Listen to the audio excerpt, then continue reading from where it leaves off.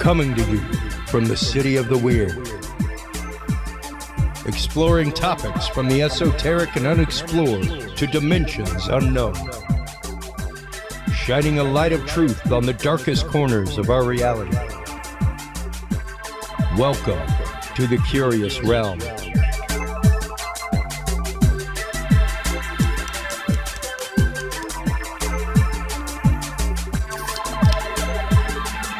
Hello, everybody, and welcome to our official coverage of the 2023 Fouke Monster Festival. We are here in Fouke, Arkansas, sponsoring the event as always. We have on with us in this segment the amazing Jeff Cryptohulk Stewart.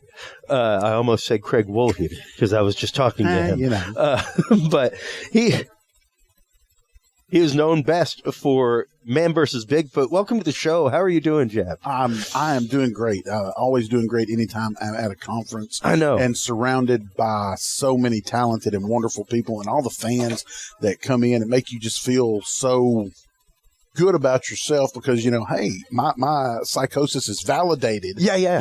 Because I'm chasing crazy things through the woods and these people like me for it. So, you know. It can kind of feel that way a little bit, especially once you go out and meet people in public. I've sponsored a lot of these events over the last year or so. MUFON Con, International Remote Viewing Association, like near-death studies groups, all kinds of things. But literally, the Bigfoot and cryptid community is so close, so tied together. It is literally like a large family. It is so interesting to see. And even the community of people that come and attend, seeing the story swaps with people like you, Chester Moore, everything else. It's so open. It's so beautiful. It's amazing. Yeah. And one, you mentioned remote viewing. A funny thing that most people don't know about me is that I filmed a pilot for my own television show for Discovery about 7 or 8 years ago. And something happened that didn't fly. Sure. But my partner on the show was none other than Colonel John B. Alexander. Wow. And I was not a believer in remote viewing. I was not a believer in any of that kind of stuff until I spent 9 days filming a pilot for a show with this man. Yeah. And out in the woods, no electronics other than what we could charge up with solar chargers and batteries and things like that. So it was very limited on technology. And this man made me a believer in what he could do. It's remarkable, man. It really is. It's probably amongst my show the most referenced concept because the people involved with it, Hal Puthoff, he's literally the laser physicist that wrote the paper that kind of progenerated this idea that scientists were affecting their own experiments without even thinking about it. Yeah. Just by strange ways that things communicate in the universe. You know, the whole butterfly effect. I sneeze here, there's a thunderstorm in China now because of the ripple effect. And yeah, the concept of non-locality. Even right now, this year, the Nobel Prize in Physics went to non-locality, quantum entanglement. Yeah. And the fact that something over here can affect something on the complete opposite side of the globe. It opens this whole new reality. And what's funny is you look at this stuff and me going back to my childhood in the 70s and watching sci-fi shows that were on the cutting edge. Yeah. Things, Star Trek, the original series was in syndication and you're watching it as a kid and all of these different shows that are coming along, these sci-fi shows, and all of this technology was so out there. All of this thinking was so out there because it was science fiction. Yeah. And now so many of those things that were science fiction then are science fact. Oh, yeah. Now. Dude, I do a lot of travel work, at least did for a long time. And one of my things at night was listening to old school radio dramas. Love radio drama. It's a great old format. Me too. Really is the birth of talk radio and what we do in podcasting. But in narrative form. And a lot of what I listened to was old sci-fi stuff from the 1940s, early 50s. And man, some of the things that they're talking about, there was one episode where they were literally talking about this computer that made all the decisions for humanity. And every bit of information in this computer was written on atoms inside the computer. And it's like, you're talking about quantum computing. Quantum. In 1948. Yes. Yes. In 1948. 1948. Like this, and when you listen to the episode, like, it is a fully formed idea. The jet engine was being developed. Yeah. You know, I mean, it was, we had rudimentary jet propulsion. Yeah, we were just beyond, like, you know, get the propellers rolling. Germany had like one, what was it, the Messerschmitts or something? They had like one jet, you know, and we didn't even have one yet. So it was like, they're talking about quantum. Yeah. I mean, just all of this. And we're like in the caveman days as far as technology. At least mentality wise. And it was evil. You know, some of this technology was thought of as evil. You know, hey, you know, we're going to open that Pandora's box and we're not going to be able to close the lid because we're going to do something. And then it is one of those, once you open the box, there's no reboxing it. Yeah. You're never going to see a reboxing video. Just like let's put it that way. What we did is splitting the atom. You know, we split the atom. Okay, we stopped World War II, but look what has happened since then. Yeah. I mean, and of course we've got nuclear power, and that's been, you know, okay, but it's like this trade-off, but, you know, now every evildoer in the world has access to. We watch all these shows. If it's not a nuclear device, it's just dirty material. Yeah, you can buy some yellow cake plutonium on the dark web. I can hop to Jersey right now and probably find some and get me a marble on Marble Rye. Yeah. But a lot of the reason behind this, and even behind my show, is the fact that there is so much out there, Jeff. It's mind-numbing. And even whenever you get into the world of cryptids, North American cryptids, specifically Bigfoot, Sasquatch, that kind of thing, it goes back so far. And there is so much. It's hard for literally the sieve of information not to get clogged by somebody. Yeah. Because of the volume of information out there. And some of it's really good information. Some of it's very not good information. But true. let's, and you know, you kind of have to deal with that regardless, any kind of news. Yeah. But even right now in the state of Texas, we're dealing with a cattle mutilation issue right up the road that it got to a point with the police where they went to social media and were like, anybody know anything about this? Because they're up against a stump. Investigative wise, they don't really know. So weird. Yeah. For the simple fact, Chester Moore and I touched on this a few days ago, talking about it and stuff. And we do investigative outdoor journalism together. And we've done the horse killings. There's been a rash of horse murders here in Texas, serial killings of horses. But there's many aspects of these animals that are being killed. And even if we take away the UFO UAP, whatever they're called now, phenomenon, even if you take that out, and which I hate to even take that out of the equation, but if you take that out and you say, okay, we're going to go flesh and blood. We're just going to go, you know, nothing transdimensional, no portals, no nothing going on. We're just going to go flesh and blood. Yeah. You really got something disturbing because, one, who's going out there in old Farmer Johnson's pasture and basically ritualistically slaughtering his cattle, and then they move 10 miles down the road and kill one, move 10 miles. And if you look at it, they've been doing this. This started out back in 2019 in Michigan. Yeah. There were a rash of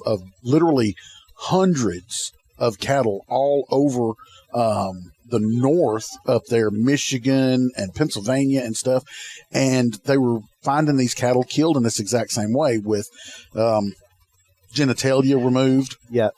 Their udders removed in the cows, and a lot of their lips and things cut off. The jowl area, tongue. And you're like, okay, say it is somebody out there killing these. Well, what kind of an organization, what kind of group are they getting together to where these people are killing them all over the country? And this upcoming Tuesday, last Tuesday, we just had King Gerhard on. This is a pre-record, so I have to think in time here. Right. Last Tuesday, we had King Gerhard on talking about this, and that was one of the things that we brought up, was that we don't have to jump to the extreme. Extremes there, we know that, and hey, I love Linda Moulton Howe, dream guest. Yeah. And she's literally the progenitor of that work. Yeah. And there's some amazing information there and some really wild stuff. But that's about a 2% of the cattle mutilations that lie in that realm. And then you have to ask, I mean, in all honesty, these people fly millions of miles, hundreds of light years, whatever, across a galaxy. For a lingua taco? Yeah, come from a totally different star system, blah, blah, blah. And what is the first thing they do? They get to Earth. Well, we're going to go get a cow. Yeah. And what we need is some Rocky Mountain oysters today. Yeah, I mean, we need some anus nachos. Well, and some cow anus nachos. It's interesting because and this is what Ken and I got into, when you look at many of the cattle mutilation cases, yes, it's parts that are considered delicacy meats in a lot of places. Lingua, tongue, the sweetbreads, the udders. Barbacoa. Yeah. The sweetbreads, yes, they come from the udders, things like that. Once again, Rocky Mountain oysters, you're talking testicular material. And in a lot of your Asian markets, the penis from a bull. From a bull, absolutely. They dry it, they grind it up, make a powder out of it, and it is medicinal. Absolutely. For erectile dysfunction. Same thing with bull horn. Like that. Bull horn. Yeah. Same thing. So there are a lot of things, just because we don't realize it in our little lives here in America. Yeah. There are subcultures and there are other traditions in other places that have been brought over here because the people moved here. They migrated here. Yeah. So there's still some of that Latin American culture that is into the different meats, the exotic meats, like with the horse killings. Sure. That's one thing Chester and I touched on with the horse killings, was there were horses not eating horses, basically an American thing. Yeah. You go anywhere else in the world, it's meat. It's meat. You go, Russia, it's really huge in Russia. Yep. Over in Asia, in certain places, it's big. Yep. In Middle East. The Middle East, it's really big in the Middle East. So it's kind of an American. Yeah. American thing. I remember I went hunting on a ranch and they had zebras. And the guy was like, hey, you want to kill a zebra? I'm like, no, I don't want to kill a zebra. And he's like, why not? And I'm like, well, I'm not going to eat it. And I'm the kind of person, I don't hunt things. Yeah, I'm not hunting for a trophy. I don't hunt them just to shoot them. Don't do that. And he's like, well, stuff's delicious. And I'm like going, I'm not going to lie. Baloney. It is. I'm like going, baloney. And he's like, no, man. He said, let me hook you up with some. And so we went back that evening to the ranch house, and zebra steak. He had burgers on the grill, a little mesquite smoke going on it. And he made these burgers. And I took a bite and I was like, oh my gosh, this is the best burger I've ever had. And he said, that's zebra. It's zebra meat. And I'm like, okay, put me down. I'm okay with it now. Yeah. And he said, once you get past the stigma of eating, because, it's just a stigma. It's a cultural stigma. And it's interesting because I'm Cajun. Yeah. And it's there's an old joke. You go to any zoo in the world, you'll see the name, kingdom, phylum, species of the animal. You go to Louisiana and you see the name and the recipe. Exactly. Hey man, will it fit in my pot? And see, that's the way my question. I was pretty much raised on the Texas-Louisiana line. Yeah. And so I was raised that way. We ate and caught everything. There is a squirrel season in Mamou, Louisiana, where my family's from, and the children are off of school for it because they know they will be at camp. Yeah. Like, it's an ingrained part of the culture. My teachers knew. You hop over here to Texas and tell somebody you're going to go out squirrel hunting. Well, there may be a few over here in the thicket area in East Texas, where the Cajuns Texas, migrated over, things like that. Arkansas, even, squirrel hunting is still big. But you get out to West Texas, Houston area, people look at you crazy. You're not going to be at school tomorrow, are you? Yeah. And I'd be like, man, it's October the 1st. It's squirrel season, man. Season's open. I'm going to be out there, I'm going to be squirrel hunting. I'm going to be out there with my 410. And I'd have teachers that would be like, well, if your dad cooks up some of that good squirrel and gravy, bring some to bring school. Me some of that squirrel gravy if you got some. And so, so when I learned that the zebra was good, we got it. Yeah. So, these animals that are being killed, some of them did have meat removed. Then you've got the ones that the skin was removed, but the meat wasn't disturbed. The meat wasn't disturbed. And even once again, people like, well, why would you just want the cheek? Why would you just want the tongue? Well, if that's what you're going for, yes, it would take a lot more time to pull out the beef ribs. Like, if you're trying to just talking hours and hours to butcher the animal, to properly butcher an animal, and you could literally kill it and remove the organ meat that is just hanging off the body, the testicles, the penis, the sweetbreads, the cheek, tongue, things that would just right there take 10 minutes. Yeah. With a sharp knife. Yeah, to dress that down takes no time because that's typically trash. Yeah. That's typically what you're throwing out. But see, that's another thing that we covered was the fact that this meat is trash basically to us. And you can go to any butcher shop in East Texas. Hop to Fiesta, you can buy whole lingua for like $10. Walmart. Yeah. Walmart sells it. Yeah. Every local Walmart around the house sells tongue. Yeah. In a package, like $13. Yeah, and you can vacuum get sealed. Vacuum sealed. And most of your meat markets, you can go in there and say, hey, how much for the sweetbreads and that? And I mean, for pennies on the dollar. Yeah. You can get these because they're going to throw them away anyway. Right. They're scrap bucket material most of the time. And so people can get those. So, you really wonder, what was the motivation? What is the motivation behind killing an animal that in the state of Texas, you can legally be shot and killed by Farmer Johnson. Yep. There's three things. If you're killing his animal, if he's out there and you are killing his livestock and stealing it or whatever, you can still be. There's three things in Texas that you can still be legally shot for if you cross over a fence: jacking with somebody's cows, jacking with their water, or hurting their horses. Yes. Because those are all work animals. Everything else, they are all part of your actual income. And people do not realize especially that. At night. Farmer Johnson could literally just pop a shotgun out the window, pop you, and call the cops in the morning. He ain't even got to bother calling them right now. And in Texas, the law really changes at nighttime when all these crimes are going. Because at night, you don't even really have to be jacking with somebody's cattle or something. No, you just got to cross over a fence line. You just be on their property doing something. I mean, most people aren't just shooting you because you stepped over the fence. But if you're out in the middle of somebody's pasture with a gun or some sort of a weapon, they're pretty much figuring you're not up to any good. Well, especially if there have been incidents. There have been incidents in surrounding areas. Yeah, everybody's on watch. Everybody's on point. And even exploring the fact, like you were saying, that these are incidents that are similar across the country, and even looking at something along the lines of smiley face killers, stuff like that, things that are traded on the dark web, possibly, methods, modes, that kind of stuff. Even looking at this in that light, and this is something that King Gerhardt and I explored for just a couple minutes, was the idea of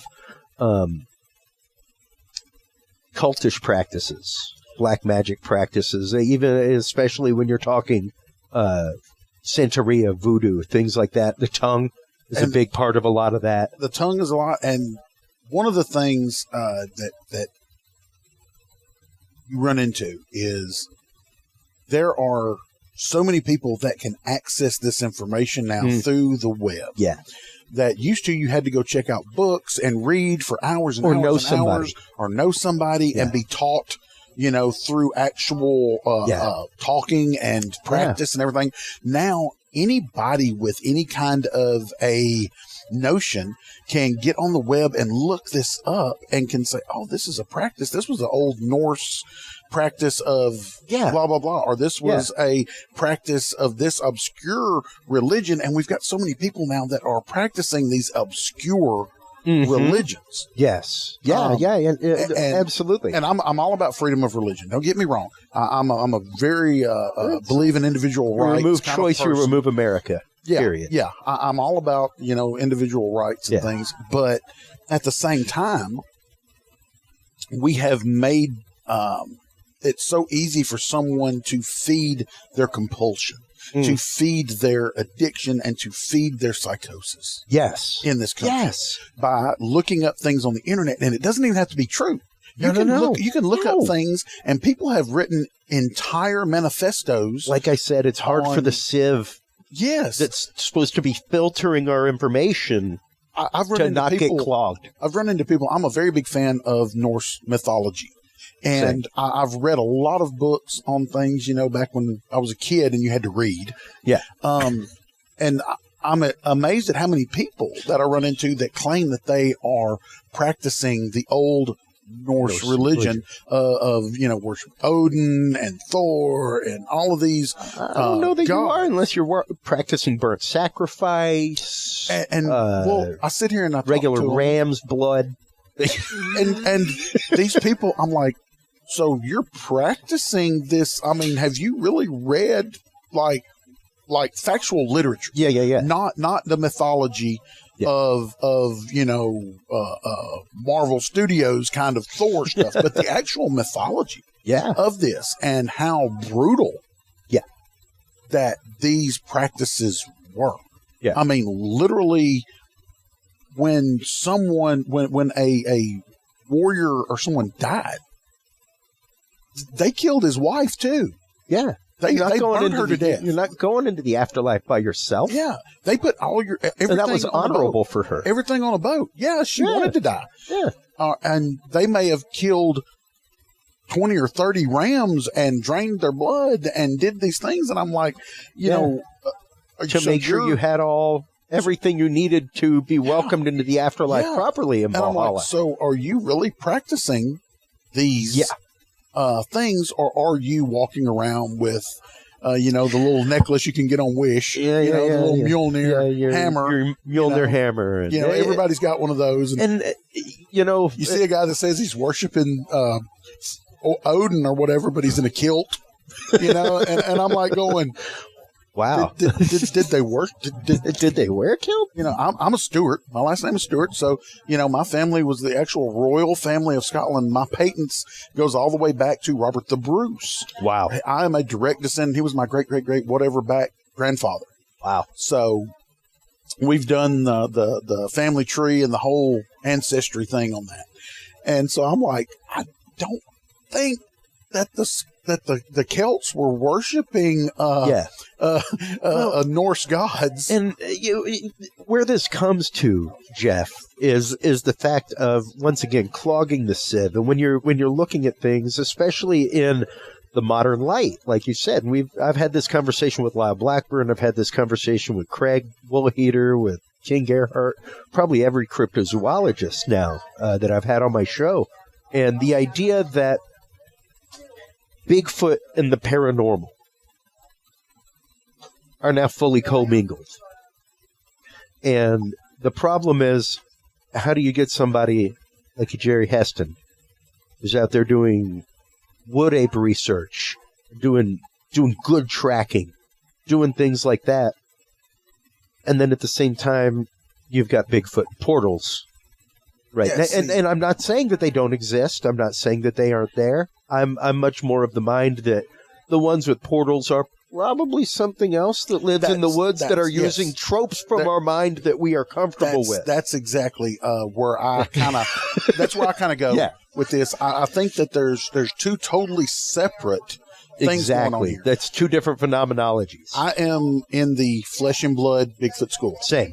They cannot cloak. I mean, I'm a They can cloak the same way a jaguar can. I have degrees. I have scientific degrees, so I'm not an idiot. I have a doctorate, I went to school long enough to be a doctor, Jeff. Yeah, kind of thing, Hey, I've got a doctorate from a good online university. It's almost worth the paper it's printed on. I got a lot of books. But still, you do some research and you find that, there is no hair-covered mammal that can cloak, basically.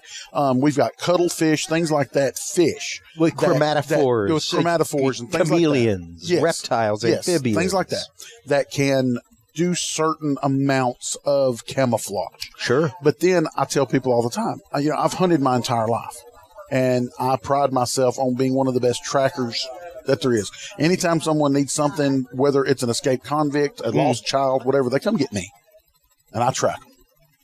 And I've also sat in a stand and been in a middle of a pasture, 40 acres. Look this way, nothing. Look this way, nothing. Turn back, look this way, and there's a deer that's standing out in the middle of the field. And that deer made it all the way out in the middle of the field without me seeing it. Or hearing it. Or anything else. It made it out there. You know why? Because it can do exactly what I've learned to do over the years. I use the terrain. I use shadows. I use the wind vegetation, direction. the wind, move when the wind's blowing so that, it makes noise and you can't hear me. All of these things. Yeah. And I have people that say, well, I've been standing there and looking a Bigfoot in the face, man, and it just disappeared. Well, I don't like to call anybody a liar or anything like that.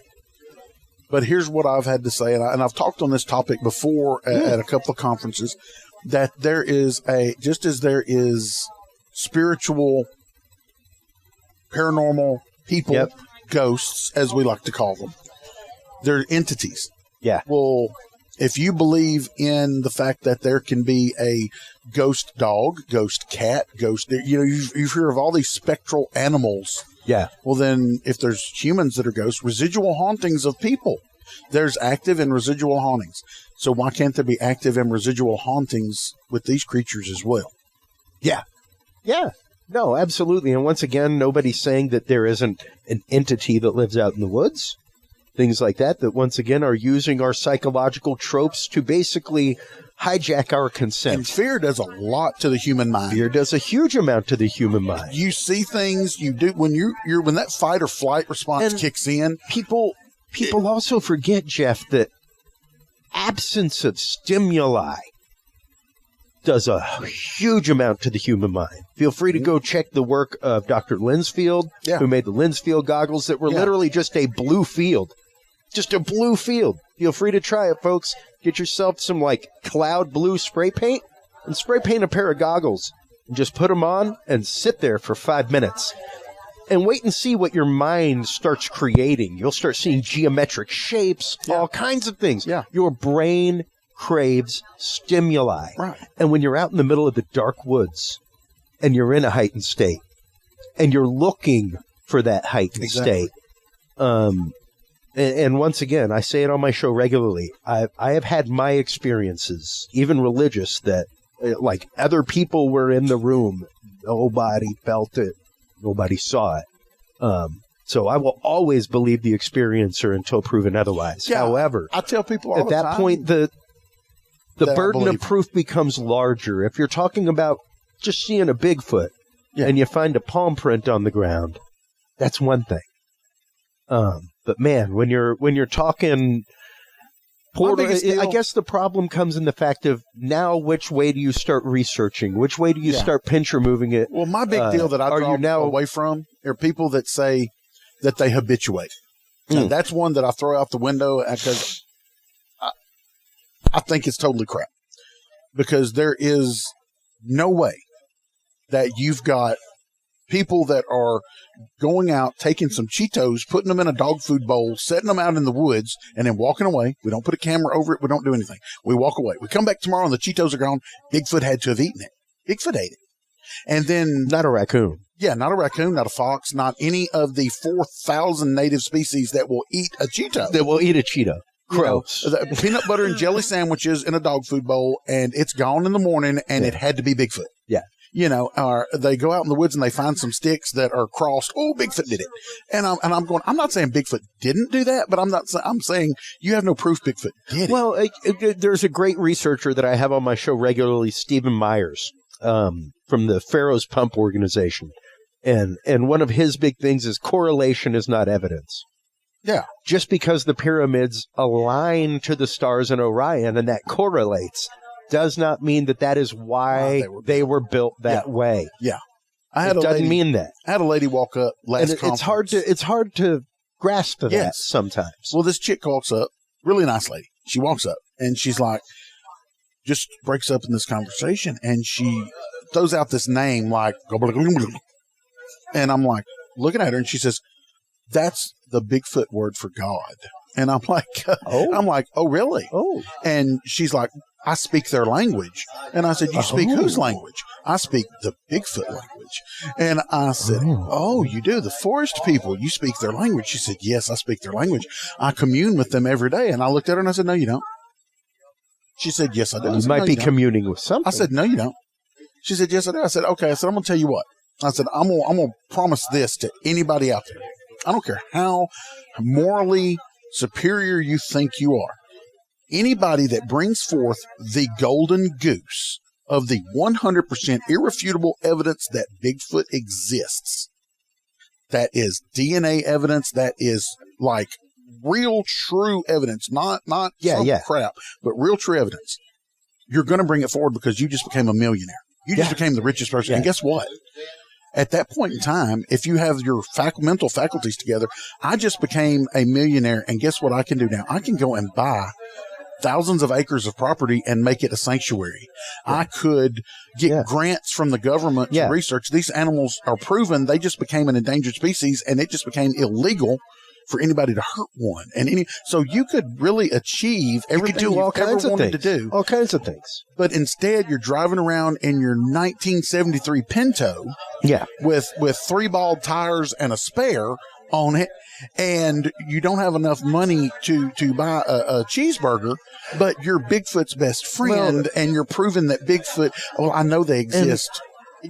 We do know they exist, but you're not going out in your backyard in the middle of the suburbs or wherever you're at, trailer park, wherever you're at. You're not going out there and spending copious amounts of time with a real flesh and blood creature.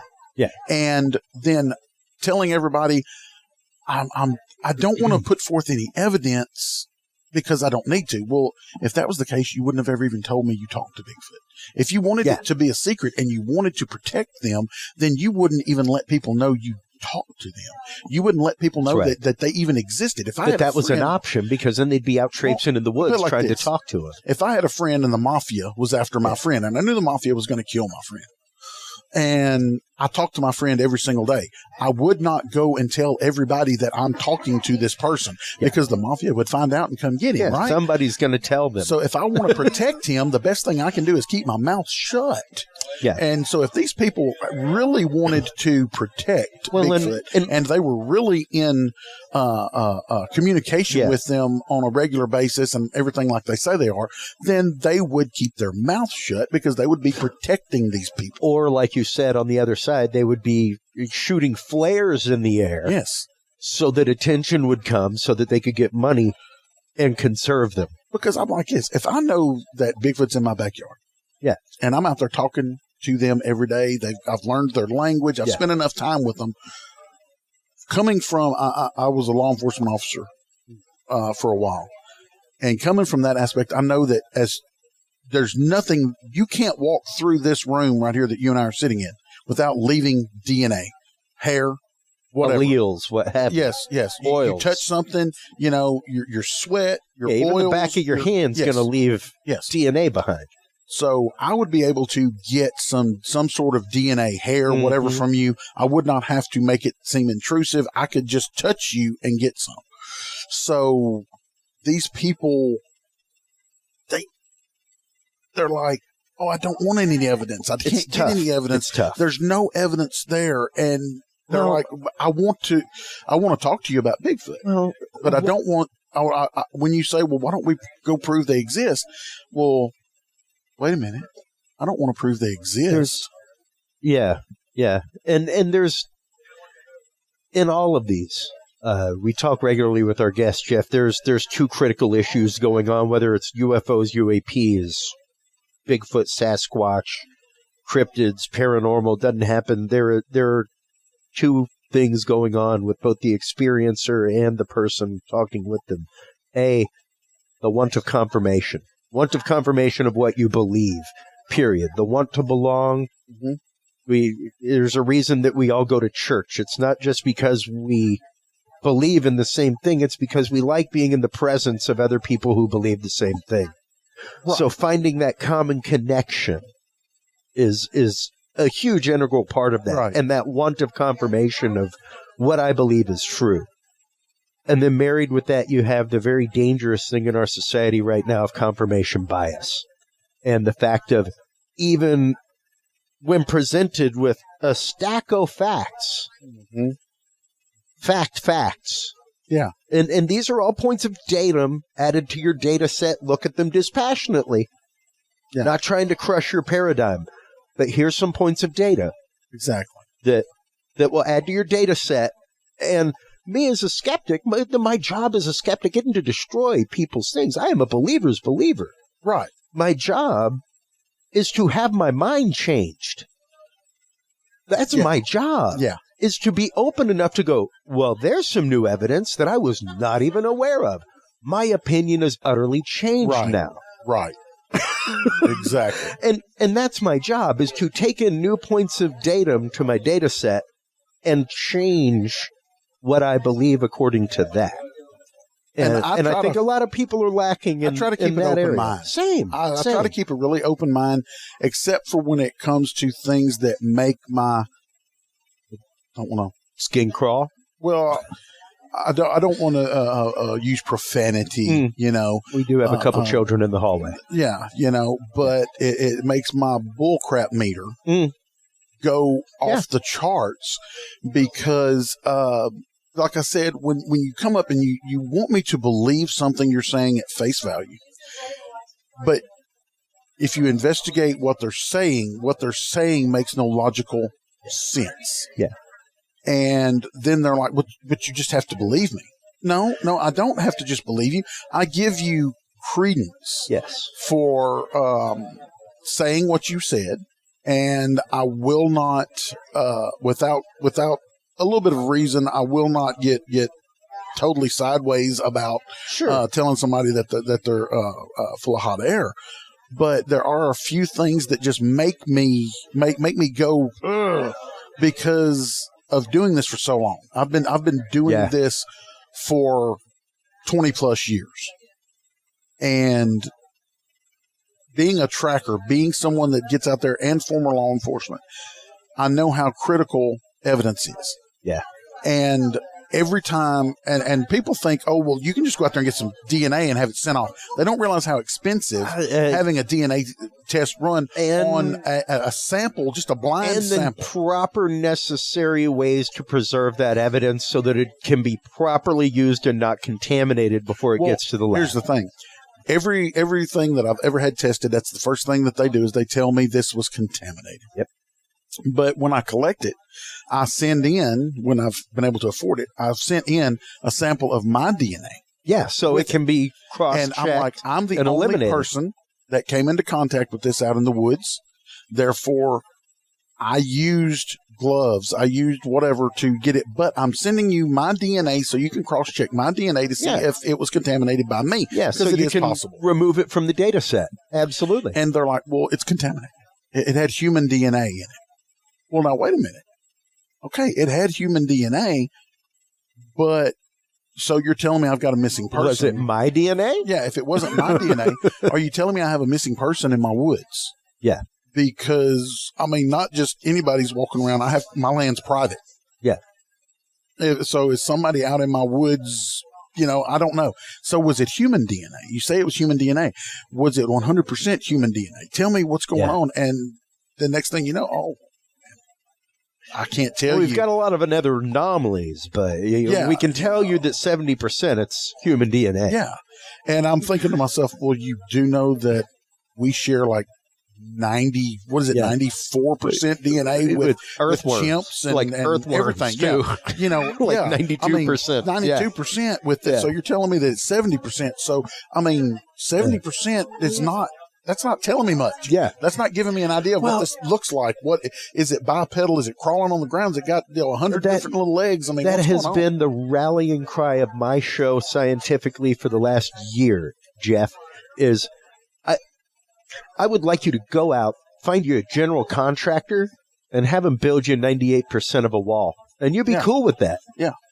Or 70%. I don't know of a chemist that when they're doing things and they're going through their experiment and they're missing 2% of solution, and it's not in residue, it's not in remainder, you got to figure out quantitatively what happened to the 2%. 1% can be the difference between having an acid that 2%'s the difference between a chimp and us. Yeah.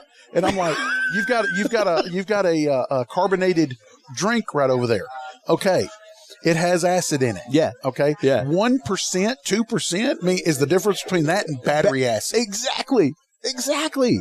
And once again, feel free. If I paid you for 100% of the wall, where's the other 2%?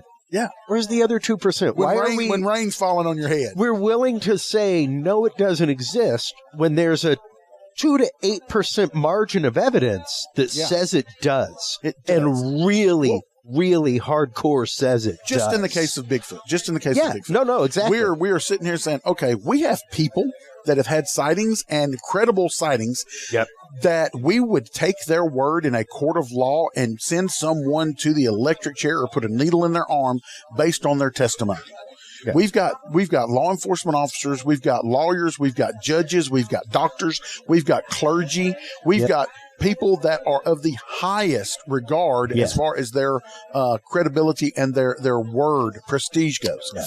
And these people say, I saw it.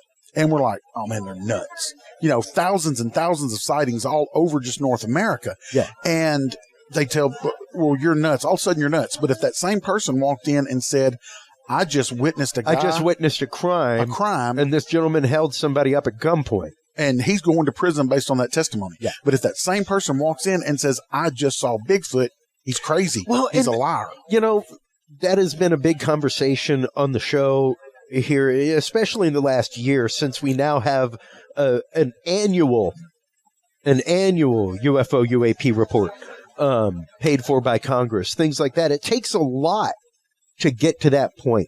Yeah. Even with targeted individuals, we have a lot of targeted individuals that listen to this show, and I would love for there to be a law in the United States where the government cannot experiment on the public. Yeah. That would be great. That would be great. It would be awesome.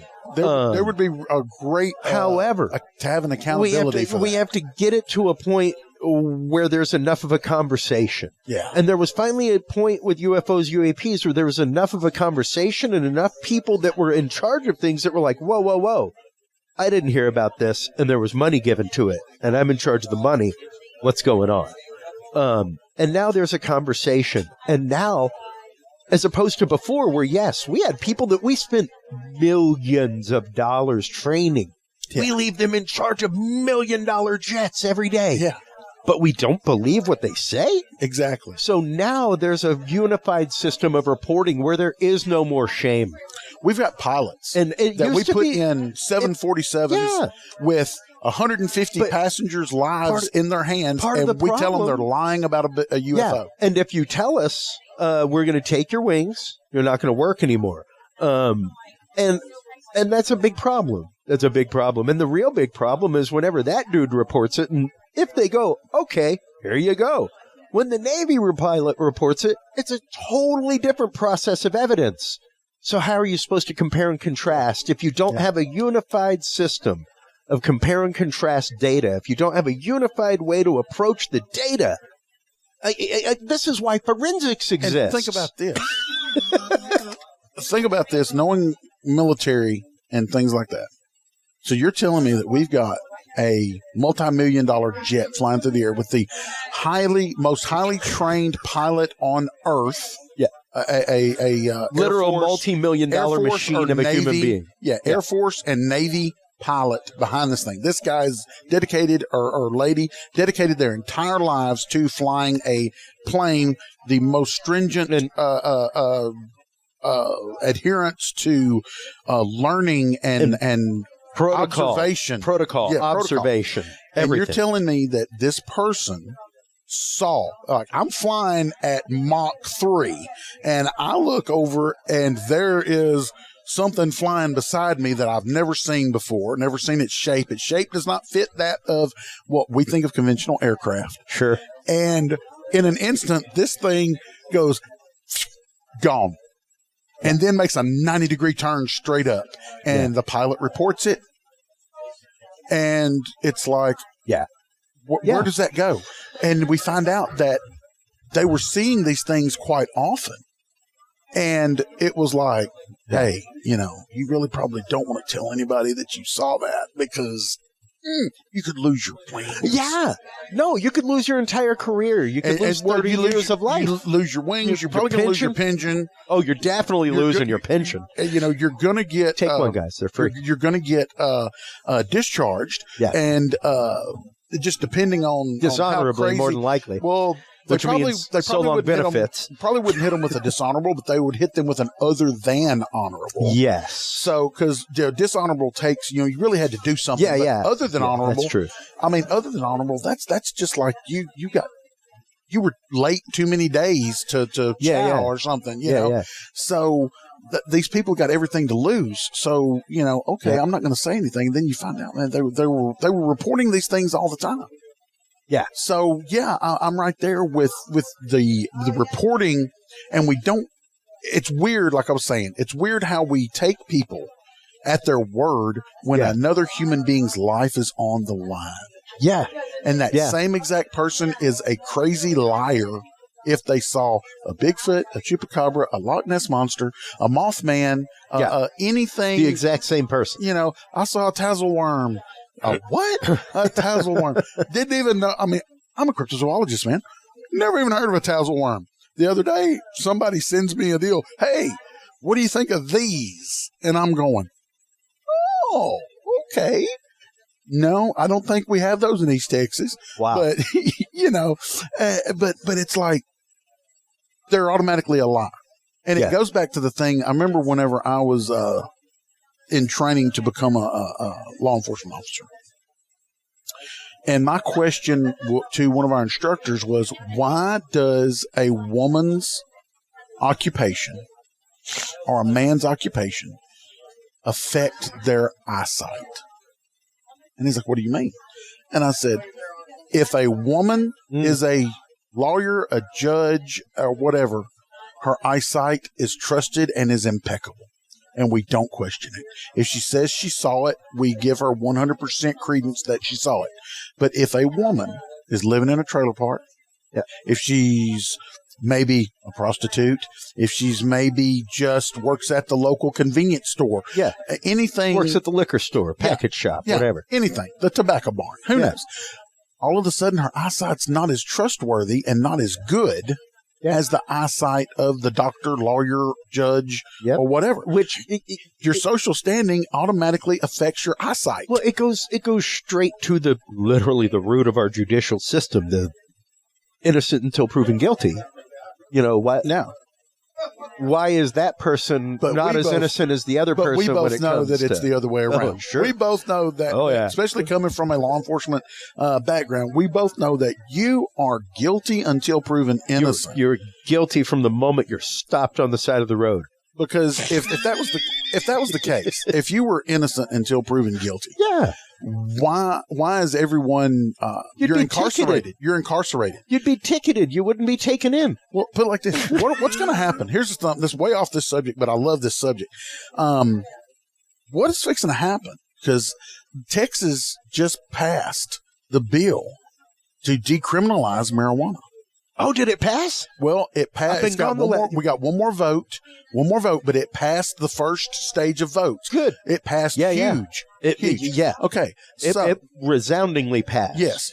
So what are we going to do with all of these people that are in prison right now, that are in prison not for being Pablo Escobar, not for being a cartel member, not for felony possession, not for trafficking, 200-pound bales of marijuana into a preschool. No, they had an ounce for the weekend. Yeah, they had a little bit, and believe me, I'm not a proponent of people going out there and doing all kinds of drugs, but we're not talking about meth here. We're not talking about cocaine here. We're not talking about heroin.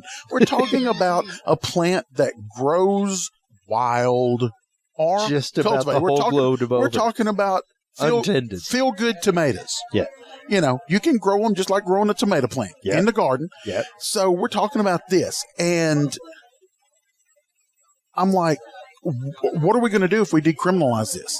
Are we going to let these people out of jail? Are we going to, and are we going to remove that felony charge off of them that is going to keep them from voting, that is going to keep them from getting a good job, that is going to keep them from being a productive member of society? On a list.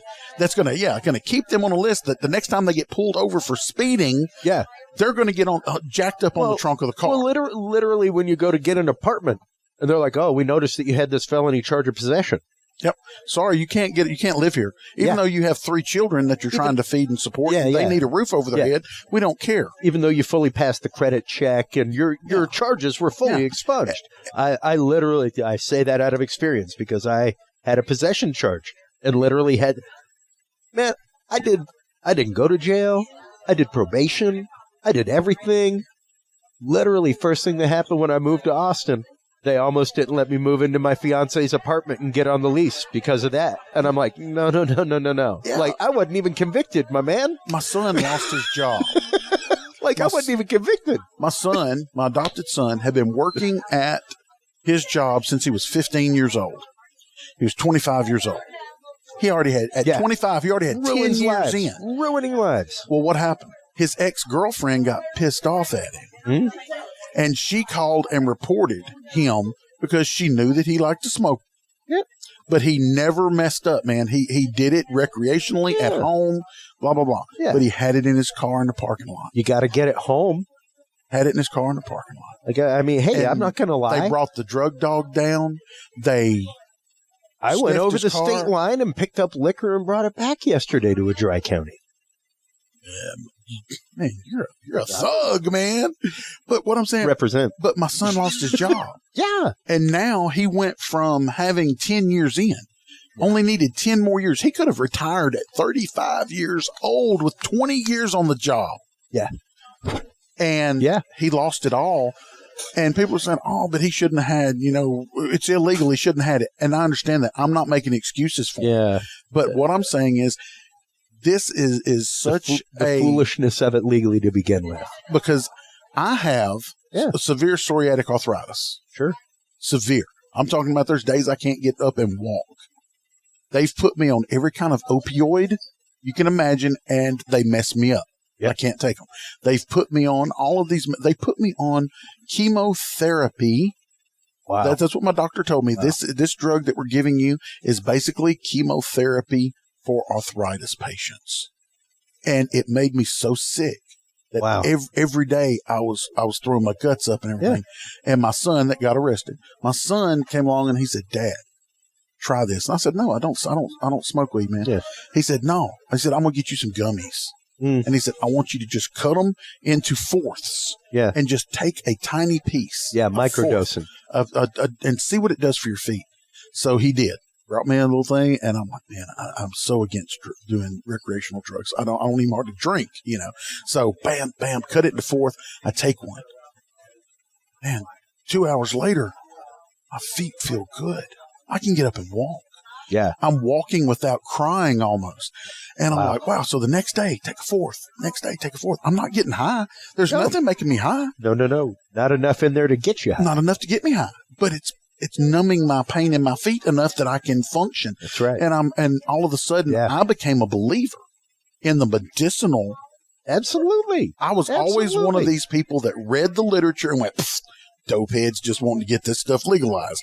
Yeah. And then I'm sitting here and I'm researching it and I'm like, But it's been indigent in cultures across the globe for thousands of years. A fifth of whiskey has killed more people than an ounce of weed ever has. Ever.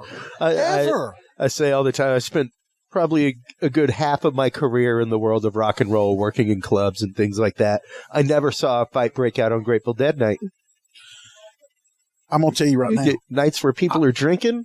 I've worked as a bouncer all night in a lot of clubs. Stoner shows, never happened. Some of the funniest things that have ever happened to me is you work I'm not into country western music.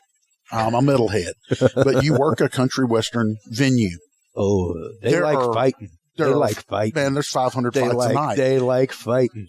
Billy Bob and Little Joe are fighting every 10 minutes. You're breaking up fights. But I go to a venue where you walk in and you're like, okay, is somebody like fighting skunks in the pit down here? Because it's like, you're like, whoa, that's some skunky. And you're there, and all night long, there ain't no fight one. Yeah. And it's there's a mosh pit. Yeah. There's slam dancing from back in the day, and people are coming out bloody. But they're supporting each other. And they're laughing. Yeah. And they're like, yeah, brother. Yeah. And their eyeball is like swole up the size of a grapefruit, and they're like, man, this is fun. They didn't go and start a fist fight with that person that they were in the mosh pit with, because they were mutually in a mosh pit. Yeah, they were, and they didn't care. Yeah. They weren't drunk and getting mad at the world because their wife left them for their cousin. And that's just it. The misconceptions all over the place, I think, is a lot of the problem, period. Whether you're talking drugs, paranormal, what have you. It really is the fact that we have to learn to understand each other more and be willing to stop and listen to Here's each a big other. key that it's kind of a philosophy that I try to go by. I don't have to agree with you on everything for us to be friends. Yeah. I don't even have to agree with you on most things. But I need to respect you. That's it. I need to respect the fact that you have the right to believe the way you want to believe. And I also think that you have the right to not believe the way I believe. That's right. You have the right to believe your way, but you have the right to not believe my way. And I don't have the right to force you to, and that's where people got such a bad taste in their mouth for religion so many years ago, is because they were getting beat in the head with a Bible and a pulpit and saying, well, if you don't believe the way we believe, then you're a piece of crap. Yeah. And then you come like me and been going to church my whole life, and I was kind of under a veil of misconception. And then I get all these friends that are Buddhist and that are Muslim and that are all of this. And we sit in the same room and we play card games or we play video games together, Call of Duty or this, that, or the other. And we never fight. We never get mad at each other because we all respect each other and we have boundaries. Exactly. And if we're hanging out, put it to you like this, if we're hanging out and I know that our religions are different, we have to have the understanding and the respect that we're not going to talk religion.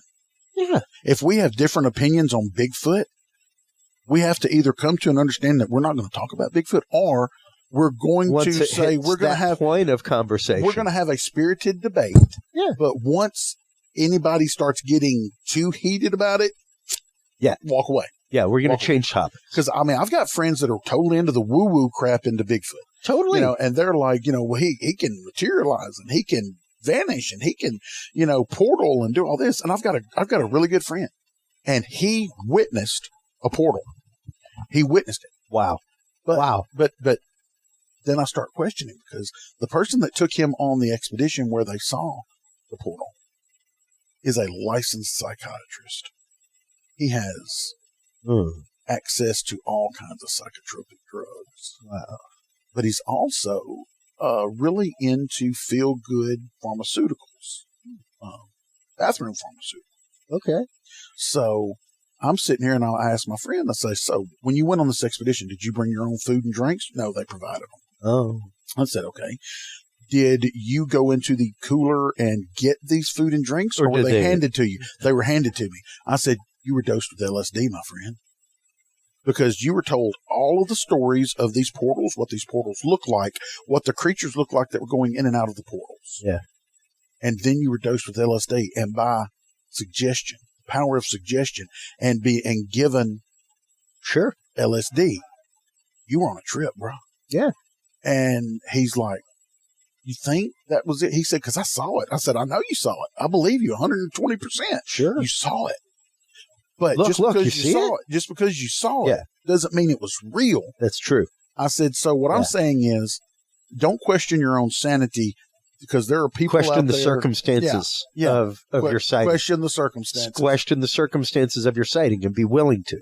And be willing to accept that. So as long as we can respect each other, we don't have to agree. Yeah. We can totally disagree on our Bigfoot research. You can have people out there that are woo-woo and believe in all of this stuff, and they have their place. Just like we have a lot of stuff, a lot of scientists, string theory and oh gosh, what was the other one? There was string theory, and then there was